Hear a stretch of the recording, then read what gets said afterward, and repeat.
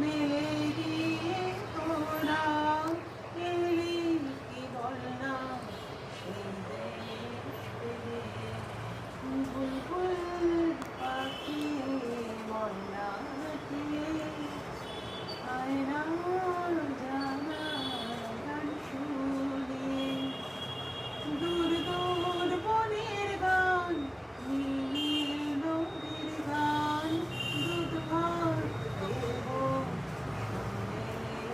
মাখে বুলবুল পাখি ময়না দিয়ে আয়না জানা গান শুনে। খুব ভালো লাগে। মধুর লবণ আকাশে বাতাসে লাগিল রে, চম্পা ফুটিছে চামেলি ফুটিছে, তার সুবাসে ময়না আমার ভাসিল রে। মধুর লগন মধুর লগন আকাশে বাতাসে লাগিল রে, হলুদ বরণ মেঘলাটা যৌবন উছলায়, লাল রন্নার আড়াল দিয়া চক্ষু দুটি চায়। হলুদ বরণ মেঘলাটা যৌবন উছলায়, লাল রন্নার আড়াল দিয়া চক্ষু দুটি চায়। খোঁপায় টগর ময়না বুঝি আমায় খুঁজে চায়, হায় খোঁপায় টগর ময়না বুঝি আমায় খুঁজে হায়। বসন্তেরই বিদুর লবণ উদাল হয়ে যায়, মধুর লবণ মধুর লবণ আকাশে বাতাসে ভাসিল রে, চম্পা ফুটিছে চামেলি ফুটিছে, তার সুবাসে ময়না আমার ভাসিল রে। মধুর লগন মধুর লগন আকাশে বাতাসে লাগিল রে। প্রথম কবিতা মনের ইচ্ছা। আমার স্বপ্নগুলো ইচ্ছে ডানায় যাচ্ছে উড়ে নীল সীমানায়, গভীর প্রেমের সুখ সাগরে তোমার মনের গোপন ঘরে বন্দি হবার ইচ্ছে প্রবল, তোমার ছোঁয়া চাইছে কেবল শীতল ঘন গভীর টানে, বারবার চাই তোমার পানে আমার গানে তোমার সুরে, আজকে আমরা হারাবো দুজন দূর বহুদূর। পরের কবিতা ছেলেবেলা। খেলনা বাটির শীতল পাটি আমার, বৃষ্টি ভেজা চুল, আট পৌড়ে কাপড় পরা, খোপায় গোজা ফুল, মেঘলা আকাশ আলতো বাতাস, শিশির ভেজা ঘাস, নদীর ধারে মাটির ঘরে তোমার আমার বাস। কুমোরটুলি পুণ্যি পুকুর নানা রঙের মেলা, সারাদিনই মেঘলা আকাশ বন্ধ পাঠশালা, ঝিরঝিরি বইছে বাতাস, মাটির ভারে গরম চা, মাটির ফাটল ধরা প্লেটে লাউয়ের ডগায় ঝিঙের বেড়া, এক বালতি দুধে, রাত পোহালেই গা ছমছম তেঁতুল গাছে ভূত। পরের কবিতা কুল। আমার একলা মনে কোন গোপনে তোমায় পেলাম যে কোন ক্ষণে, প্রেমের গোলাপ লজ্জা রাঙা, আসলো জোয়ার দুকুল ভাঙা, ভালোবাসার মধুর আবেশ ভাসিয়ে নেবে স্বপ্নের দেশ। আচ্ছা, এইবারে তিনটে কবিতা এই দেখেছি সেই চরিত্রগুলো আমাদের খুবই পরিচিত আর সুস্থ সমাজের কটাক্ষ। তাহলে শুরু করা যাক আজকের গল্প বৃদ্ধাশ্রম। একটি বৃদ্ধাশ্রমে থাকতেন একজন বয়স্ক ভদ্রমহিলা, মালতী দেবী। এখন তার বর্তমান বয়স 85। তিনি যৌবন বয়সে বেশ সুন্দরী ছিলেন। সবার মতোই সাধ করে ছেলের বিয়ে দিয়েছিলেন। ছেলের বউ ঘরে এলো, তিনি ভাবলেন যে ঘরের লক্ষ্মী এলো। প্রায় বছর নয় ভালোই কাটলো তার। ছেলে শান্তনু, ছেলের বউ রমা আর তার একমাত্র নাতি শৈবালকে নিয়ে। তারপরেই শুরু হলো সংসারে নানা ধরনের অশান্তি। ছেলের বউ রমা মালতী দেবীকে পাঠিয়ে দিলেন বৃদ্ধাশ্রমে। মালতী দেবীর ছেলে শান্তনুর তাতে মত না থাকলেও সে কিছুই করতে পারল না। অগত্যা মালতী দেবী চলে এলেন বৃদ্ধাশ্রমে। তখন মালতী দেবীর বয়স ছিল প্রায় 70। যেহেতু তার স্বামী মারা গিয়েছিলেন, তাই তারও আর কিছু বলার বা করার ছিল না। অনেক বছর বাদে হঠাৎই বৃদ্ধাশ্রমে এলো এক ভদ্রমহিলা। বয়স 50-এর কাছাকাছি। তিনি মালতী দেবীকে দেখে চমকে উঠলেন আর বলে ফেললেন, মা আপনার শরীর ভালো তো? মালতী দেবী তার উত্তরে বলল, হ্যাঁ, খুবই ভালো আছি। দাদুভাই কোথায়? ভদ্রমহিলা বললেন, আপনার দাদুভাই আসছে, সে গাড়ি থেকে জিনিসপত্র নামাচ্ছে। দাদুভাইও জিনিসপত্র নিয়ে বৃদ্ধাশ্রমে ঢুকেই ঠাম্মাকে দেখে ঘাবড়ে গিয়ে বলল, ঠাম্মা, তুমি ভালো আছো তো? এখানে তোমার কোনো অসুবিধা হচ্ছে না তো? আমিও মাকে এখানে রেখে যাব। ভালোই হলো তুমি আছো। আমার আর কোনো চিন্তা রইল না। তুমি একটু মাকে দেখে রেখো।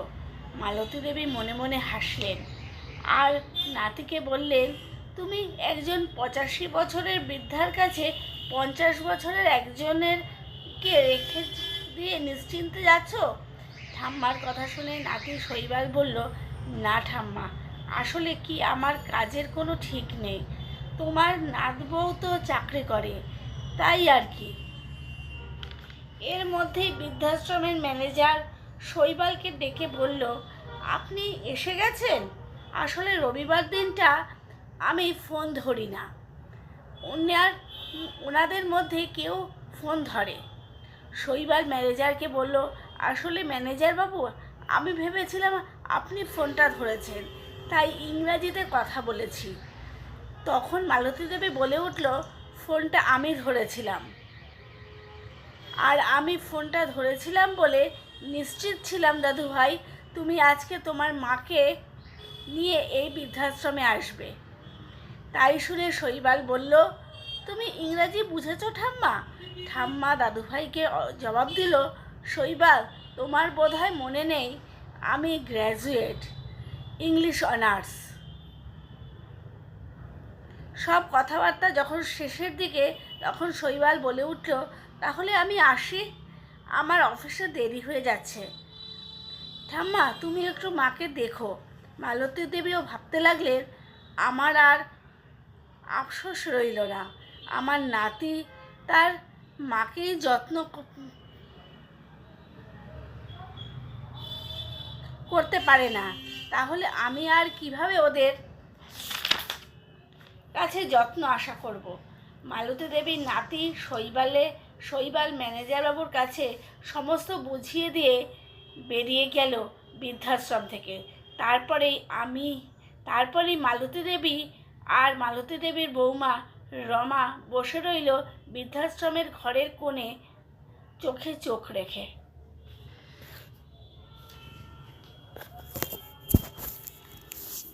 ভালো হয়েছে? গল্পের নাম জামাই ও শাশুড়ির বাক্যালাপ। ঝুমা এবং রবিনের বিয়ে হয়েছে সবেমাত্র বলতে গত পরশু। সেই হিসেবে আজকে বৌভাতের দিন বিয়ে বাড়িতে বহু লোক নিমন্ত্রিত। মেয়ের বাপের বাড়ির কিছু লোকও এসেছে। তার মধ্যে ঝুমা অর্থাৎ মেয়ের মাও বৌভাতের অনুষ্ঠানে এসেছে। এখানে এসে খুব হাসি মজা করছে, কিন্তু তাও মেয়ের মায়ের মাঝে মধ্যেই মনে হচ্ছে একটু জামাইয়ের সাথে কথা বলতে পারলে ভালো হতো। সেই সুযোগ বুঝে জামাই রবিনকে জিজ্ঞেস করলো, আচ্ছা বাবা রবিন, তাড়াহুড়ো করে তো বিয়েটা কোনো মতে দিয়ে দিয়েছি, তো তুমি মন খুলে বলো, এই বিয়ের জন্য তুমি আমার আর তোমার শ্বশুর মশাইয়ের কাছ থেকে কি কি চাও? জামাই লাজুক হেসে তখন বলল, কি যে বলেন মা, আপনার মেয়ে এত গুণবতী, আমার আর কি চাই? আপনি শুধু আমাকে কয়েকটা টর্চ দেবেন, তাহলেই হবে। সেই শুনে শাশুড়ি জামাইকে জিজ্ঞেস করলো, টর্চ জিনিসটা কি বাবা? ঠিক বুঝতে পারলাম না, একটু খুলে বলো তো। একটু কাচুমাচু হয়ে জামাই শাশুড়িকে বলল, মা, রেফ্রিজারেটর, স্কুটার, কম্পিউটার, মোটর।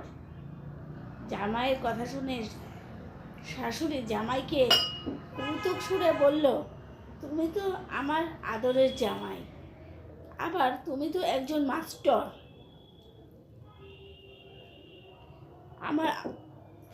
তোমাকে আমি পরাবো কাশ্মীরি সোয়েটার, তারপর তোমার ঘরে পাঠাবো আমার ডটার, সে হবে তোমার মেন্টর, আর তার হাতে থাকবে একটা হান্টার, সে তোমাকে দিয়ে রান্না করাবে বাটর, আর রান্না খারাপ হলে ঢালবে বালতি বালতি হট ওয়াটার। তখন তোমাকে দেখতে লাগবে বেটার। কি বুঝলে মিস্টার? শাশুড়ির মজার উত্তর শুনে জামাই রবিন দৌড়ে পালালো। দেখে যেন মনে হলো একটা হেলিকপ্টার।